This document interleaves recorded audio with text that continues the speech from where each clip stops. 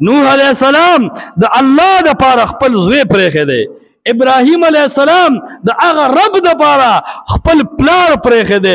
لوط علیہ السلام د رب العالمین د پاره خپل ښځه پرېښې ده.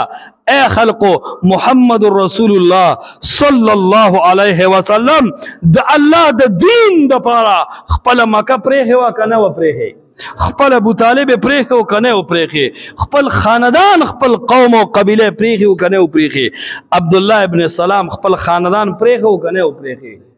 سمیه رضی الله تعالی عنها د دنیا مزې پرېښې وې که نه وې پرېښې؟ بلال حبشي خپله مزدوري او خپله دنیا د الله د دین دپاره پرېښې و که نه و پرېښې؟ ما او تا د الله د دین دپاره څه پرېښې؟ خوند کوي چې دوه څلور کسه دنه خپوي د قرآن او سنت د وجې. دا د ژوند عزت دی. سبا به رب ته وایو ای ربه خوږ دوست مې او ستا دپاره مې پرېښی و. ای ربه پلار مې خو د قرآن او سنت مقابله کې راته مسئله یې نه منله. ای ربه ستا دپاره مې پرېښی و.